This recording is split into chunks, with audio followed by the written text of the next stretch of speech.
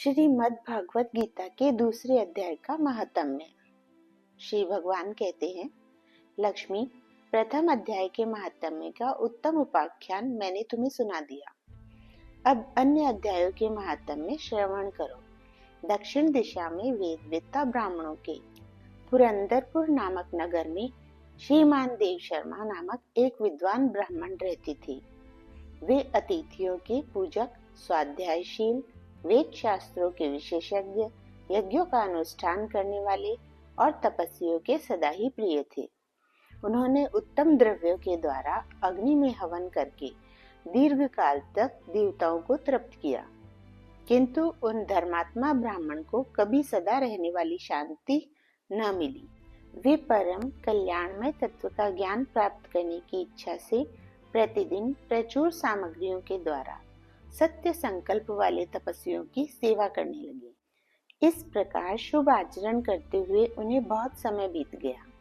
तदंतर एक दिन पृथ्वी पर उनके समक्ष एक त्यागी महात्मा प्रकट हुए।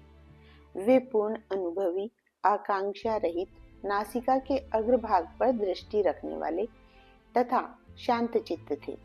निरंतर परमात्मा के चिंतन में संलग्न हो वे सदा आनंद विभोर रहते थे। देव शर्मा ने उन नित्य संतुष्ट तपस्वी को शुद्ध भाव से प्रणाम किया और पूछा, महात्मन, मुझे शांति में स्थिति कैसे प्राप्त होगी? तब उन आत्मज्ञानी संत ने देव शर्मा को सोपुर गांव के निवासी मित्रवान का, जो बकरियों का चरवाहा था, परिचय दिया और कहा, वही तुम्हें उपदेश देगा। यह सुनकर देव शर्मा ने महात्मा के चरणों की वंदना की और समृद्धिशाली सोपुर ग्राम में पहुंचकर उसके उत्तर भाग में एक विशाल वन दिखा। उसी वन में नदी के किनारे एक शिला पर मित्रवान बैठा था। उसके नेत्र आनंदातिरेक से निश्चल हो रही थी। वह अपलक दृष्टि से देख रहा था। वह स्थान आपस का स्वाभाविक वैर छोड़कर एकत्रित हुए परस्पर विरोधी जंतुओं से घिरा था। वहाँ उद्यान में मंद मंद वायु चल रही थी।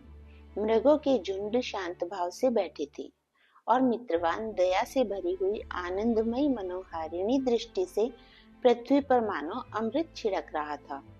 इस रूप में उसे देखकर देव शर्मा का मन प्रसन्न हो गया। वे उत्सुक होकर बड़ी विनय के साथ मित्रवान के पास गए। मित्रवान ने भी अपने मस्तक को किंचित नवाकर देव शर्मा का सत्कार किया।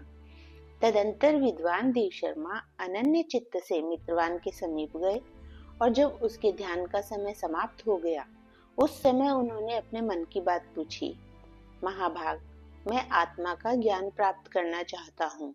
मेरे इस मनोरथ की पूर्ति के लिए मुझे किसी ऐसे उपाय का उपदेश कीजिए जिसके द्वारा सिद्धि प्राप्त हो चुकी हो। देव शर्मा की बात सुनकर मित्रवान ने एक क्षण तक कुछ विचार किया। उसके बाद इस प्रकार कहा, विद्वान, एक समय की बात है, मैं वन के भीतर बकरियों की रक्षा कर रहा था। इतने में ही एक भयंकर व्याघ्र पर मेरी दृष्टि पड़ी, जो मानो सबको ग्रस लेना चाहता था। मैं मृत्यु से डरता था, इसलिए व्याघ्र को आते देख बकरियों के झुंड को आगे करके वहां से भाग चला। किंतु एक बकरी तुरंत ही सारा भय छोड़कर नदी के किनारे उस बाग के पास बेरोक टोक चली गई। फिर तो व्याघ्र भी द्वेष छोड़कर चुपचाप खड़ा हो गया। उसे इस अवस्था में देखकर बकरी बोली, व्याघ्र, तुम्हें तो अभिष्ट भोजन प्राप्त हुआ है। मेरे शरीर से मांस निकालकर प्रेम पूर्वक खाओ ना। तुम इतनी देर से खड़े क्यों हो? तुम्हारे मन में मुझे खाने का विचार क्यों नहीं हो रहा है? व्याघ्र बोला, बकरी, इस स्थान पर आते ही मेरे मन से द्वेष का भाव निकल गया। भूख प्यास भी मिट गई, इसलिए पास आने पर भी अब मैं तुझे खाना नहीं चाहता। व्याघ्र के यूं कहने पर बकरी बोली, न जाने मैं कैसे निर्भय हो गई हूँ। इसमें क्या कारण हो सकता है? यदि तुम जानते हो तो बताओ। यह सुनकर व्याघ्र ने कहा, मैं भी नहीं जानता। चलो सामने खड़े हुए इन महापुरुष से पूछें। ऐसा निश्चय करके वे दोनों वहां से चल दिए। उन दोनों के स्वभाव में यह विचित्र परिवर्तन देखकर मैं बहुत विस्मय में पड़ा था। इतने में ही उन्होंने मुझसे ही आकर प्रश्न किया। वहां वृक्ष की शाखा पर एक वानरराज था। उन दोनों के साथ मैंने भी वानरराज से पूछा। विप्रवर, मेरे पूछने पर वानरराज ने आदरपूर्वक कहा, अजापाल सुनो, इस विषय में मैं तुम्हें प्राचीन वृतांत सुनाता हूँ। यह सामने वन के भीतर जो बहुत बड़ा मंदिर है, उसकी ओर देखो। इसमें ब्रह्मा जी का स्थापित किया हुआ एक शिवलिंग है। पूर्व काल में यहाँ सुकर्मा नामक एक बुद्धिमान महात्मा रहते थे, जो तपस्या में संलग्न होकर इस मंदिर में उपासना करते थे। वे वन में से फूलों का संग्रह कर लाते और नदी के जल से पूजनीय भगवान शंकर को स्नान कराकर उन्हीं से उनकी पूजा किया करते थे। इस प्रकार आराधना का कार्य करते हुए सुकर्मा यहाँ निवास करते थे। बहुत समय के बाद उनके समीप किसी अतिथि का आगमन हुआ। सुकर्मा ने भोजन के लिए फल लाकर अतिथि को अर्पण किया और कहा, विद्वन, मैं केवल तत्व ज्ञान की इच्छा से भगवान शंकर की आराधना करता हूँ। आज इस आराधना का फल परिपक्व होकर मुझे मिल गया, क्योंकि इस समय आप जैसे महापुरुष ने मुझ पर अनुग्रह किया है। सुकर्मा के ये मधुर वचन सुनकर तपस्या के धनी महात्मा अतिथि को बड़ी प्रसन्नता हुई। उन्होंने एक शिलाखंड पर गीता का दूसरा अध्याय लिख दिया और ब्राह्मण को उसके पाठ एवं अभ्यास के लिए आज्ञा देते हुए कहा, ब्राह्मण, इससे तुम्हारा आत्मज्ञान संबंधी मनोरथ अपने आप सफल हो जाएगा। यूं कहकर वे बुद्धिमान तपस्वी सुकर्मा के सामने ही उनके देखते देखते अंतर्ध्यान हो गए। सुकर्मा विस्मित होकर उनके आदेश के अनुसार निरंतर गीता के द्वितीय अध्याय का अभ्यास करने लगे। तदंतर दीर्घकाल के पश्चात अंतःकरण शुद्ध होकर उन्हें आत्मज्ञान की प्राप्ति हुई। फिर वे जहाँ जहाँ गए वहाँ का तपोवन शांत हो गया। उनमें शीत, उष्ण और राग द्वेष आदि की बाधाएं दूर हो गई। इतना ही नहीं, उन स्थानों में भूख प्यास का कष्ट भी जाता रहा तथा भय का सर्वथा अभाव हो गया। यह सब द्वितीय अध्याय का जप करने वाले सुकर्मा ब्राह्मण की तपस्या का ही प्रभाव समझो। मित्रवान कहता है, वानरराज के यूं कहने पर मैं प्रसन्नता पूर्वक बकरी और बाघ के साथ उस मंदिर की ओर गया। वहां जाकर शिलाखंड पर लिखे हुए गीता के द्वितीय अध्याय को मैंने देखा और पढ़ा। उसी की आवृत्ति करने से मैंने तपस्या का पार पा लिया है। अतः भद्र पुरुष, तुम भी सदा द्वितीय अध्याय की ही आवृत्ति किया करो। ऐसा करने पर मुक्ति तुमसे दूर नहीं रहेगी। श्री भगवान कहते हैं, प्रिय मित्रवान के इस प्रकार आदेश देने पर देव शर्मा ने उसका पूजन किया और उसे प्रणाम करके पुरंदरपुर की राह ली।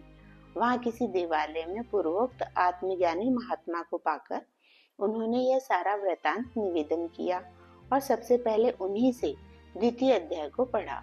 उनसे उपदेश पाकर शुद्ध अंतःकरण वाले सुकर्मा प्रतिदिन बड़ी श्रद्धा के साथ द्वितीय अध्याय का पाठ करने लगे। तब से उन्होंने अनवद्य प्रशंसा के योग्य परम पद को प्राप्त कर लिया। लक्ष्मी, यह द्वितीय अध्याय का उपाख्यान कहा गया है। जय श्री राधे राधे। अथ द्वितीय अध्याय। संजय उवाच, तं तथा कृपयाविष्टं सुपूर्णाकुलेक्षणं विषीदन्तमिदं वाक्यमुवाच मधुसूदनः। श्री भगवानुवाच, कुत्सत्वा कश्मलमृगां विस्मय समुपस्थितम् अनार्यजुष्टं स्वर्ग्यं कीर्तिं करम् अर्जुन। कलेभ्यं मासं गमः पार्थ नैतत्त्वयुपद्यते क्षुद्रं हृदयो दुर्लभ्यं तैकत्वोत्तिष्ठ परन्तप। अर्जुन उवाच, कथं भीष्मः संख्ये द्रोणं च मधुसूदन इषुभिः प्रतियोत्स्यामि पूजार्हा वरिसूदन। गुरून् हत्वा हि महानुभावान् श्रेयो भोक्तुं भेक्ष्यं प्रियलोके। हत्वार्थ काममस्तु गुरुनिहेव भुञ्जीनीय भोगान् रुधिर प्रदिग्धान्। न चेतद्विदः कतरन्नो गरीयो यद्वा जयेम यदि वा नो जयेयुः। यानेव हत्वा न जिजीविषामस्ते अवस्थितः प्रमुखे धृतराष्ट्रः। कार्पण्ये दोषोपहत स्वभावः पृच्छामि त्वां धर्मसमुड्डचेतः। यत् श्रेयः स्यान्निश्चितं ब्रूहि तन्मे शिष्यस्ते अहं शाधि मां त्वां प्रपन्नं न हि प्रपश्यामि ममाप्नुयात् यच्छोकमुच्छोषणमिन्द्रियाणाम् एवाप्य भूमावस्पत्न मृदं राज्यं सुराणामापि चाधिपत्यम्। संजय उवाच। एवमुक्त्वा ऋषिकेशं गुडाकेशः परन्तप न योत्स्य इति गोविन्दमुक्त्वा तूष्णीं बभूवः। तमुवाच ऋषिकेशः प्रसन्नेव भारतसैन्योरुभयोर्मध्ये विषीदन्तमिदं वचः। श्रीभगवानुवाच। ऐशोच्यानन्व शोचस्त्वं प्रज्ञावादांश भाससे गतासूंश् नानुशोचन्ति पंडितः। न त्वेवाहं जातु नासं न त्वं नेमि जनाधिपा न चैव न भविष्यामि सर्वे वैमतः परम्। देहिनोऽस्मिन् यथा देहे कौमारं यौवनं जरा तथा देहान्तरप्राप्तिर्धीरस्तत्र न मुह्यति। मात्रा स्पर्शास्तु कौन्तेय शीतोष्णसुखदुःखदा आगमापायिनो अनित्यास्तांस्थिति शेष्व भारत। यं हि न व्यथयन्त्येते पुरुषर्षभ सम दुःख सुखम धीरम स्वमृतत्वाय कल्पते। नास्तो विद्यते भावो न भावो विद्यते स्तः उभयोरपि दृष्टो अन्तस्त्वं योस्तत्त्वदर्शिभिः। अविनाशी तु तद्विदधि येन सर्वमिदं तत्तं विनाशं व्यस्यास्य न कश्चित् कर्तुमर्हति। अन्तवन्त इमे देहा नित्यस्योक्ताः शरीरिणः अनाशिनो अप्रमेयस्य तस्मादुदयस्व भारत। य एनं वेत्ति हन्तारं यश्चैनं मन्यते हतम्। उभो तो न विजानीतो नायं हन्ति न हन्यते न जायते म्रियते वा कदाचिन्नायं भूत्वा भविता वा न भूयः। अजो नित्यं शाश्वतोऽयं पुराणो न हन्यते हन्यमाने शरीरे।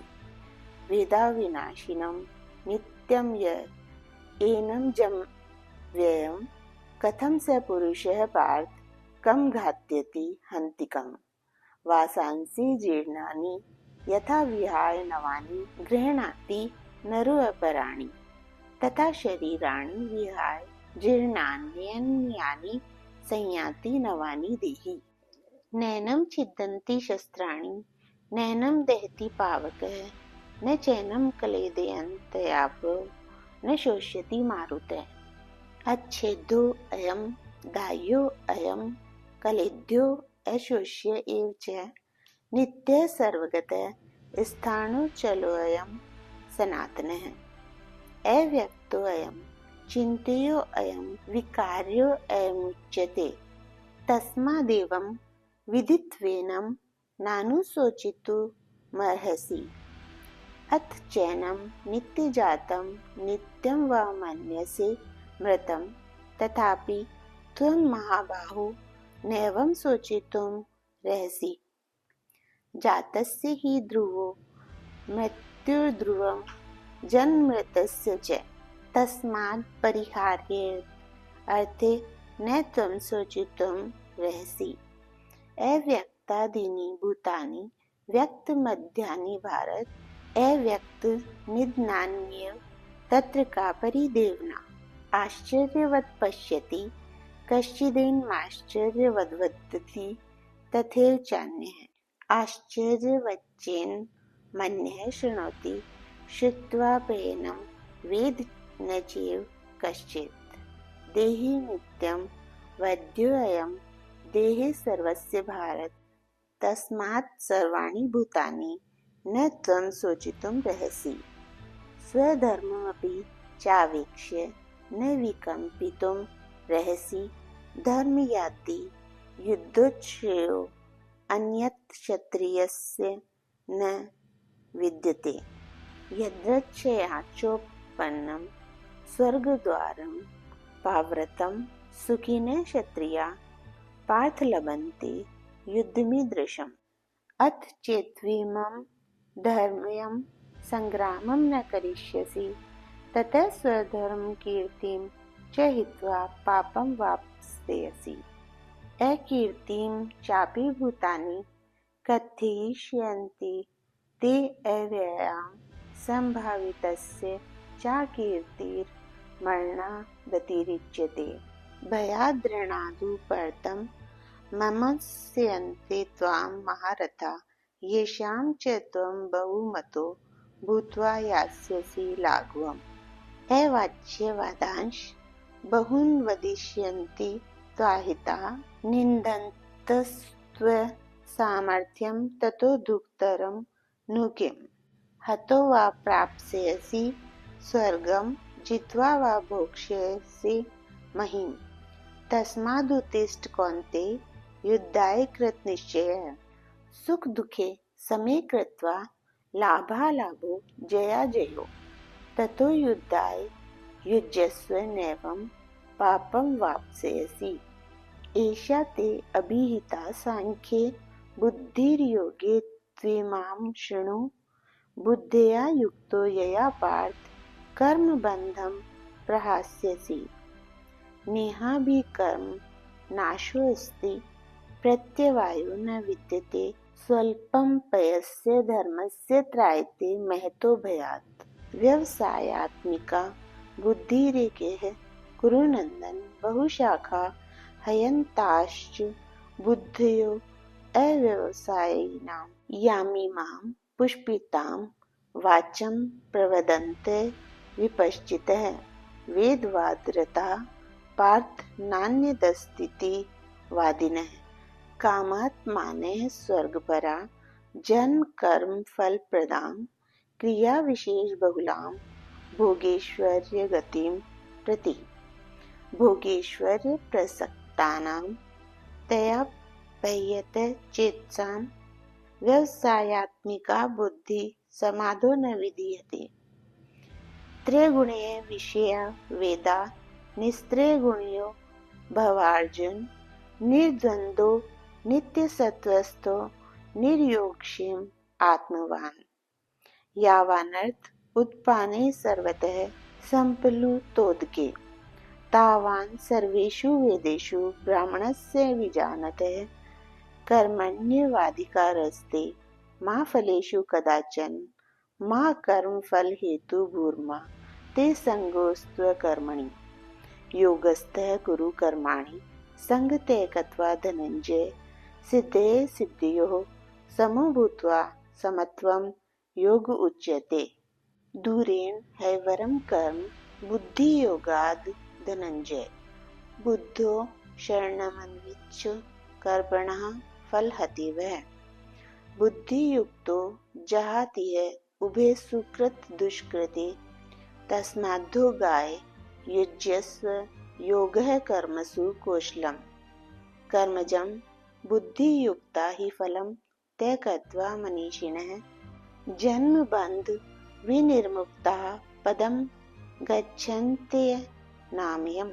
यदा ते मोहकलिलं बुद्धिर्व्यतितरिष्यति, तदा गन्तासि निर्वेदं श्रोतव्यस्य श्रुतस्य च।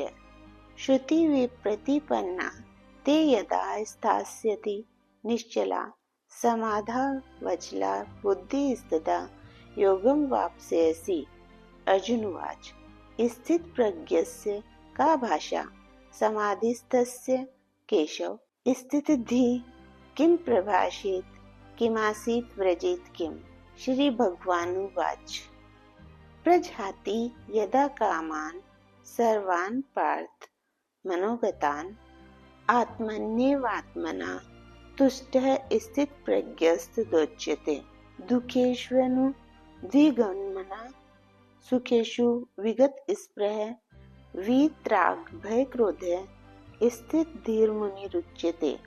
यः सर्वत्रानभिः स्नेहस्त तत्प्राप्य शुभाशुभं नाभिनन्दति न द्वेष्टि, तस्य प्रज्ञा प्रतिष्ठिता। यदा संहरते चायं कूर्मो अङ्गानीव सर्वशः, इन्द्रियाणीन्द्रियार्थेभ्यस्तस्य प्रज्ञा प्रतिष्ठिता। विषया विनिवर्तन्ते निराहारस्य देहिनः रसव्रजं रसोऽप्यस्य परं दृष्ट्वा निवर्तते। यततोऽपि कौन्तेय पुरुषस्य विपश्चितः इन्द्रियाणि प्रमाथिनि हरन्ति प्रसभं मनः।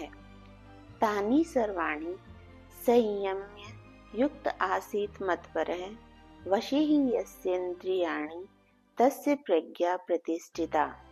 ध्यायतो विषयान् पुंसः संगस्तेषुपजायते संगात् संजायते कामः कामात् क्रोधो अभिजायते। क्रोधाद् भवति सम्मोहः सम्मोहात् स्मृति विभ्रमः स्मृतिभ्रमशात् बुद्धिनाशो बुद्धिनाशात् प्रणश्यति। राग द्वेष वियुक्तेस्तु विषयानिन्द्रियैश्चरन् आत्मवश्यैर्विधेयात्मा प्रसादमधिगच्छति। प्रसादे सर्वदुःखानां हानिरस्योपजायते। प्रसन्नचेतसो राशो बुद्धिः पर्यवतिष्ठते। नास्ति बुद्धिर्युक्तस्य न चायुक्तस्य भावना न चाभाव्यतः शान्तिर्शान्तस्य कुतः सुखम्। इन्द्रियाणां हि चरतां यन्मनो अनुविधीयते तदस्य हरति प्रज्ञां वायुर्नावमि वाम्भसि। तस्मादस्य महाबाहो निगृहीतानि सर्वशः इन्द्रियाणि इन्द्रियार्थेभ्यस्तस्य प्रज्ञा प्रतिष्ठिता। या निशा सर्वभूतानां तस्यां जागृति संयमी। यस्यां जागृति भूतानि सा निशा पश्यतो मुने। आपूर्यमाणं जलप्रतिष्ठं समुद्रमापः प्रविशन्ति यद्वत् तद्वत् कामा यं प्रविशन्ति सर्वे स शान्तिमाप्नोति न कामकामी। विहाय कामान्यः सर्वान् पुमांश्चरति निःस्पृहः निर्ममो निरङ्कारः स शान्तिं धिगच्छति। येषा ब्रह्मी स्थितिः पार्थ नैनां प्राप्य विमुह्यति। स्थित्वा स्यामन्तकाले अपि ब्रह्मनिर्वाणं रक्षति। ओम तत्सदिति श्रीमद्भगवद्गीतासूपनिषत्सु ब्रह्मविद्यायां योगशास्त्रे श्रीकृष्णार्जुन संवादे सांख्य योगो नाम 2 अध्याय। जय श्री राधे राधे। दूसरा अध्याय। संजय बोले कि पूर्वोक्त प्रकार से करुणा करके व्याप्त और आंसुओं से पूर्ण तथा व्याकुल नेत्रों वाले शोकयुक्त उस अर्जुन के प्रति भगवान मधुसूदन ने यह वचन कहा। हे अर्जुन, तुमको इस विषम स्थल में यह अज्ञान किस हेतु से प्राप्त हुआ? क्योंकि यह न तो श्रेष्ठ पुरुषों से आचरण किया गया है, न स्वर्ग को देने वाला है, न कीर्ति को करने वाला है। इसलिए हे अर्जुन, नपुंसकता को मत प्राप्त हो, यह तेरे योग्य नहीं है। हे परंतप, तुच्छ हृदय की दुर्बलता को त्याग कर युद्ध के लिए खड़ा हो। तब अर्जुन बोले कि हे मधुसूदन, मैं रणभूमि में भीष्म पितामह और द्रोणाचार्य के प्रति किस प्रकार बाणों से युद्ध करूंगा? क्योंकि हे अरिसूदन, वे दोनों ही पूजनीय हैं। इसलिए इन महानुभाव गुरुजनों को न मारकर इस लोक में भिक्षा का अन्न भी भोगना कल्याणकारक समझता हूँ। क्योंकि गुरुजनों को मारकर भी इस लोक में रुधिर से सने हुए अर्थ और कामरूप भोगों को ही तो भोगूंगा। और हम लोग यह भी नहीं जानते कि हमारे लिए क्या करना श्रेष्ठ है, अथवा यह भी नहीं जानते कि हम जीतेंगे या हमको वे जीतेंगे। और जिनको मारकर हम जीना भी नहीं चाहते, वे ही धृतराष्ट्र के पुत्र हमारे सामने खड़े हैं। इसलिए कायरता रूप दोष करके उपहत हुए स्वभाव वाला और धर्म के विषय में मोहित चित्त हुआ मैं आपसे पूछता हूँ कि जो कुछ निश्चय किया हुआ कल्याणकारक साधन हो वह मेरे लिए कहिए। क्योंकि मैं आपका शिष्य हूँ, इसलिए आपके शरण हुए मेरे को शिक्षा दीजिए। क्योंकि भूमि में निष्कंटक धन धान्य संपन्न राज्य को और देवताओं के स्वामी पने को प्राप्त होकर भी मैं उस उपाय को नहीं देखता हूँ जो कि मेरी इंद्रियों के सुखाने वाले शोक को दूर कर सके। संजय बोले, हे राजन, निद्रा को जीतने वाले अर्जुन अंतर्यामी श्री कृष्ण महाराज के प्रति इस प्रकार कहकर फिर गोविंद भगवान से युद्ध नहीं करूंगा ऐसे स्पष्ट कहकर चुप हो गए। उसके उपरांत हे भरतवंशी धृतराष्ट्र, अंतर्यामी श्री कृष्ण महाराज ने दोनों सेनाओं के बीच में उस शोकयुक्त अर्जुन को हंसते हुए से यह वचन कहे, हे अर्जुन, तू न शोक करने योग्यों के लिए शोक करता है और पंडितों के से वचनों को कहता है, परंतु पंडित जन जिनके प्राण चले गए हैं उनके लिए और जिनके प्राण नहीं गए हैं उनके लिए भी शोक नहीं करते हैं, क्योंकि आत्मा नित्य है, इसलिए शोक करना अयुक्त है। वास्तव में न तो ऐसा ही है कि मैं किसी काल में नहीं था अथवा तू नहीं था अथवा ये राजा लोग नहीं थे, और न ऐसा ही है कि इससे आगे हम सब नहीं रहेंगे, किंतु जैसे जीवात्मा की इस देह में कुमार, युवा और वृद्धावस्था होती है, वैसे ही अन्य शरीर की प्राप्ति होती है। उस विषय में धीर पुरुष नहीं मोहित होता, अर्थात जैसे कुमार, युवा और जरावस्था रूप स्थूल शरीर का विकार अज्ञान से आत्मा में भासता है, वैसे ही एक शरीर से दूसरे शरीर को प्राप्त होना रूप सूक्ष्म शरीर का विकार भी अज्ञान से ही आत्मा में भासता है। इसलिए तत्व को जानने वाला धीर पुरुष इस विषय में नहीं मोहित होता है।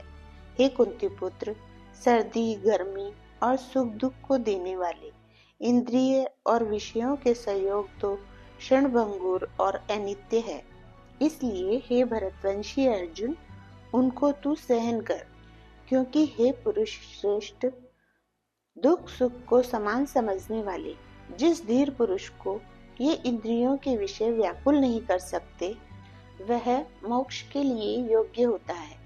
और हे अर्जुन, असत वस्तु का तो अस्तित्व नहीं है और सत का अभाव नहीं है। इस प्रकार इन दोनों का ही तत्वज्ञानी पुरुषों द्वारा देखा गया है। इस न्याय के अनुसार नाश रहित तो उसको जान कि जिससे यह संपूर्ण जगत व्याप्त है, क्योंकि इस अविनाशी का विनाश करने को कोई भी समर्थ नहीं है, और इस नाश रहित अप्रमेय नित्य स्वरूप जीवात्मा के ये सब शरीर नाशवान कहे गए हैं। इसलिए हे भरतवंशी अर्जुन, तू युद्ध कर।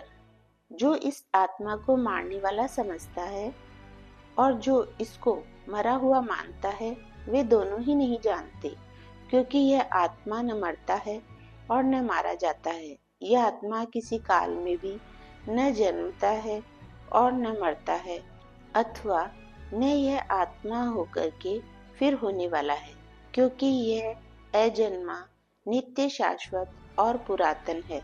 शरीर के नाश होने पर भी यह नाश नहीं होता है। हे प्रथापुत्र अर्जुन, जो पुरुष इस आत्मा को नाश रहित, नित्य, अजन्मा और अव्यय जानता है, वह पुरुष कैसे किसको मरवाता है और कैसे किसको मारता है। और यदि तू कहे कि मैं तो शरीर के वियोग का शोक करता हूँ, तो यह भी उचित नहीं है, क्योंकि जैसे मनुष्य पुराने वस्त्रों को त्याग कर दूसरे नए वस्त्रों को ग्रहण करता है, वैसे ही जीवात्मा पुराने शरीरों को त्याग कर दूसरे नए शरीरों को प्राप्त होता है। हे अर्जुन, इस आत्मा को शस्त्रादि नहीं काट सकते और इसको आग नहीं जला सकती और इसको जल गीला नहीं कर सकते हैं और वायु नहीं सुखा सकता है, क्योंकि यह आत्मा अच्छेद्य है। यह आत्मा अदाह्य, अकलेद्य और अशोष्य है, तथा यह आत्मा निसंदेह, नित्य, सर्वव्यापक, अचल, स्थिर रहने वाला और सनातन है। यह आत्मा अव्यक्त अर्थात इंद्रियों का अविषय और यह आत्मा अचिंत्य अर्थात मन का अविषय और यह आत्मा विकार रहित अर्थात न बदलने वाला कहा गया है। इससे हे अर्जुन, इस आत्मा को ऐसा जानकर तू शोक करने योग्य नहीं है, अर्थात तुझे शोक करना उचित नहीं है। यदि तू इसको सदा जन्मने और सदा मरने वाला माने तो भी हे अर्जुन, इस प्रकार शोक करने को योग्य नहीं है, क्योंकि ऐसा होने से तो जन्मने वाले की निश्चित मृत्यु और मरने वाले का निश्चित जन्म होना सिद्ध हुआ। इससे भी तू इस बिना उपाय वाले विषय में शोक करने को योग्य नहीं है। यह भीष्मादिकों के शरीर मायामय होने से अनित्य है। इससे शरीर के लिए भी शोक करना उचित नहीं है, क्योंकि हे अर्जुन, संपूर्ण प्राणी जन्म से पहले बिना शरीर वाले और मरने के बाद भी बिना शरीर वाले ही है।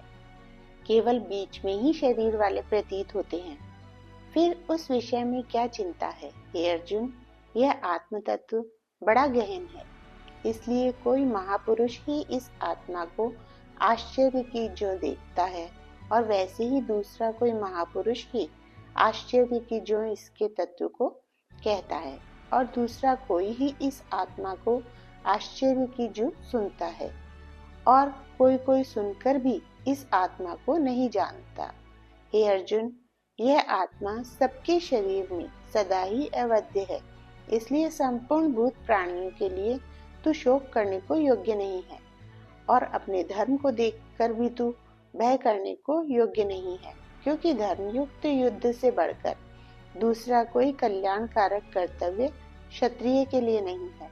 हे पार्थ, अपने आप प्राप्त हुए और खुले हुए स्वर्ग के द्वार रूप इस प्रकार के युद्ध को भाग्यवान क्षत्रिय लोग ही पाते हैं, और यदि तू इस धर्मयुक्त संग्राम को नहीं करेगा तो स्वधर्म को और कीर्ति को खोकर पाप को प्राप्त होगा, और सब लोग तेरी बहुत काल तक रहने वाली अपकीर्ति को भी कथन करेंगे, और वह अपकीर्ति माननीय पुरुष के लिए मरण से भी अधिक बुरी होती है, और जिनके तू बहुत माननीय होकर भी अब तुच्छता को प्राप्त होगा। वे महारथी लोग तुझे भय के कारण युद्ध से उपराम हुआ मानेंगे, और तेरे बैरी लोग तेरे सामर्थ्य की निंदा करते हुए बहुत से न कहने योग्य वचनों को कहेंगे। फिर उससे अधिक दुख क्या होगा? इससे युद्ध करना तेरे लिए सब प्रकार से अच्छा है, क्योंकि या तो मरकर स्वर्ग को प्राप्त होगा अथवा जीतकर पृथ्वी को भोगेगा। इससे हे अर्जुन, युद्ध के लिए निश्चय वाला होकर खड़ा हो। यदि तुझे स्वर्ग तथा राज्य की इच्छा न हो तो भी सुख दुख, लाभ हानि और जय पराजय को समान समझकर उसके उपरांत युद्ध के लिए तैयार हो। इस प्रकार युद्ध करने से तू पाप को प्राप्त नहीं होगा। हे पार्थ, यह बुद्धि तेरे लिए ज्ञान योग के विषय में कही गई, और इसी को अब निष्काम कर्म योग के विषय में सुन। जिस बुद्धि से युक्त हुआ तू कर्मों के बंधन को अच्छी तरह से नाश करेगा। इस निष्काम कर्म योग में आरंभ का अर्थात बीज का नाश नहीं है, और उल्टा फल रूप दोष भी नहीं होता है। इसलिए इस निष्काम कर्म योग धर्म का थोड़ा भी साधन जन्म मृत्यु रूप महान भय से उद्धार कर देता है। हे अर्जुन, इस कल्याण मार्ग में निश्चयात्मक बुद्धि एक ही है, और अज्ञानी सकामी पुरुषों की बुद्धियां बहुत भेदों वाली अनंत होती है। हे अर्जुन, जो सकामी पुरुष केवल फलश्रुति में प्रीति रखने वाले, स्वर्ग को ही परम श्रेष्ठ मानने वाले, इससे बढ़कर और कुछ नहीं है, ऐसे कहने वाले हैं, वे अविवेकी जन जन्म रूप कर्म फल को देने वाली और भोग तथा ऐश्वर्य की प्राप्ति के लिए बहुत सी क्रियाओं के विस्तार वाली इस प्रकार की जिस दिखाऊ शोभायुक्त वाणी को कहते हैं, उस वाणी द्वारा हरे हुए चित्त वाले तथा भोग और ऐश्वर्य में आसक्ति वाले उन पुरुषों के अंतःकरण में निश्चयात्मक बुद्धि नहीं होती है। हे अर्जुन, सब वेद तीनों गुणों के कार्य रूप संसार को विषय करने वाले अर्थात प्रकाश करने वाले हैं।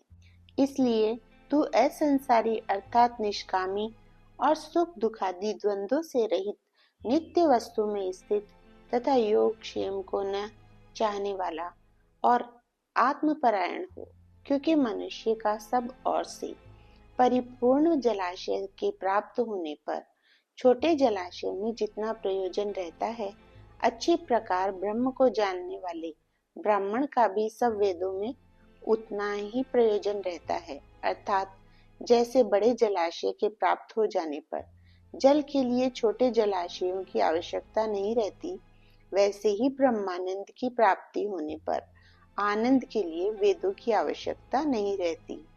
इससे तेरा कर्म करने मात्र में ही अधिकार होवे, फल में कभी नहीं। और तू कर्मों के फल की वासना वाला भी मत हो, तथा तेरी कर्म न करने में भी प्रीति न होवे। हे धनंजय, आसक्ति को त्याग कर तथा सिद्धि और असिद्धि में समान बुद्धि वाला होकर योग में स्थित हुआ कर्मों को कर। यह समत्व भाव ही योग नाम से कहा जाता है। इस समत्व रूप बुद्धि योग से सकाम कर्म अत्यंत तुच्छ है। इसलिए हे धनंजय, समत्व बुद्धि योग का आश्रय ग्रहण कर, क्योंकि फल की वासना वाले अत्यंत दीन है। समत्व बुद्धि युक्त पुरुष पुण्य पाप दोनों को ही इस लोक में ही त्याग देता है, अर्थात उनसे लिपायमान नहीं होता। इससे समत्व बुद्धि योग के लिए ही चेष्टा कर। यह समत्व बुद्धि रूप योग ही कर्मों में चतुरता है, अर्थात कर्म बंधन से छूटने का उपाय है। क्योंकि बुद्धि योग युक्त ज्ञानी जन कर्मों से उत्पन्न होने वाले फल को त्याग कर जन्म रूप बंधन से छूटे हुए निर्दोष अर्थात अमृतमय परम पद को प्राप्त होते हैं। हे अर्जुन, जिस काल में तेरी बुद्धि मोह रूप दलदल को बिल्कुल तर जाएगी, तब तू सुनने योग्य और सुने हुए के वैराग्य को प्राप्त होगा। जब तेरी अनेक प्रकार के सिद्धांतों को सुनने से विचलित हुई बुद्धि परमात्मा के स्वरूप में अचल और स्थिर ठहर जाएगी, तब तू समत्व रूप योग को प्राप्त होगा। इस प्रकार भगवान के वचनों को सुनकर अर्जुन ने पूछा, हे केशव, समाधि में स्थित स्थिर बुद्धि वाले पुरुष का क्या लक्षण है? और स्थिर बुद्धि पुरुष कैसे बोलता है, कैसे बैठता है, कैसे चलता है? उसके उपरांत श्री कृष्ण महाराज बोले, हे अर्जुन, जिस काल में यह पुरुष मन में स्थित संपूर्ण कामनाओं को त्याग देता है, उस काल में आत्मा से ही आत्मा में संतुष्ट हुआ स्थिर बुद्धि वाला कहा जाता है, तथा दुखों की प्राप्ति में उद्वेग रहित है। मन जिसका और सुखों की प्राप्ति में दूर हो गई है स्पृहा जिसकी, तथा नष्ट हो गए हैं राग भय और क्रोध जिसके, ऐसा मुनि स्थिर बुद्धि कहा जाता है। जो पुरुष सर्वत्र स्नेह रहित हुआ उन शुभ तथा अशुभ वस्तुओं को प्राप्त होकर न प्रसन्न होता है और न द्वेष करता है, उसकी बुद्धि स्थिर है। और कछुआ अपने अंगों को जैसे समेट लेता है, वैसे ही यह पुरुष जब सब ओर से अपनी इंद्रियों को इंद्रियों के विषयों से समेट लेता है, तब उसकी बुद्धि स्थिर होती है। यद्यपि इंद्रियों के द्वारा विषयों को न ग्रहण करने वाले पुरुष के भी केवल विषय तो निवृत्त हो जाते हैं, परंतु राग नहीं निवृत्त होता, और इस पुरुष का तो राग भी परमात्मा को साक्षात करके निवृत्त हो जाता है। और हे अर्जुन, जिससे कि यत्न करते हुए बुद्धिमान पुरुष के भी मन को यह प्रमथन स्वभाव वाली इंद्रियां बलात् हर लेती है। इसलिए मनुष्य को चाहिए कि उन संपूर्ण इंद्रियों को वश में करके समाहित चित्त हुआ मेरे परायण स्थित होवे।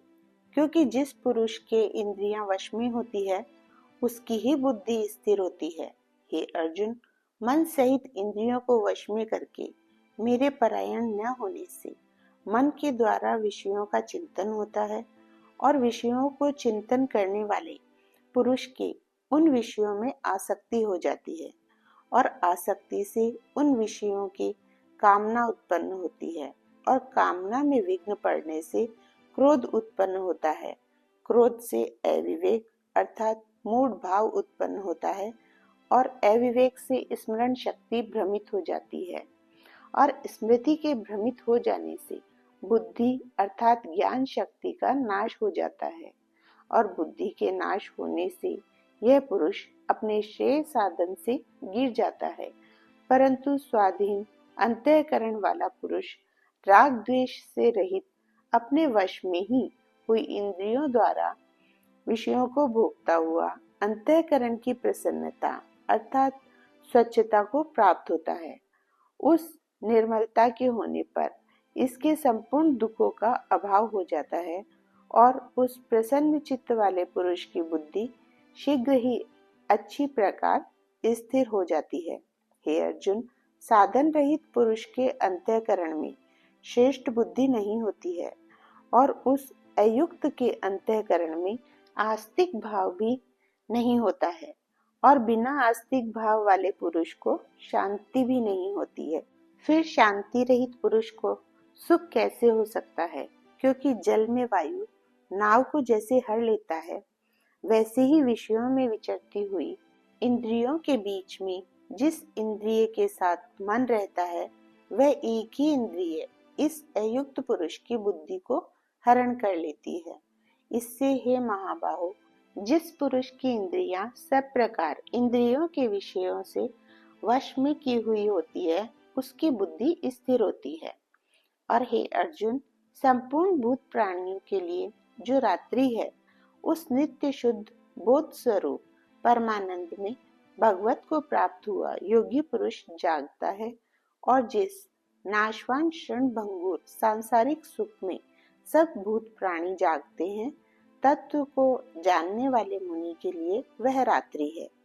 जैसे सब ओर से परिपूर्ण अचल प्रतिष्ठा वाले समुद्र के प्रति नाना नदियों के जल उसको चलायमान न करते हुए ही समा जाते हैं, वैसे ही जिस स्थिर बुद्धि पुरुष के प्रति संपूर्ण भोग किसी प्रकार का विकार उत्पन्न किए बिना ही समा जाते हैं, वह पुरुष परम शांति को प्राप्त होता है, न कि भोगों को चाहने वाला।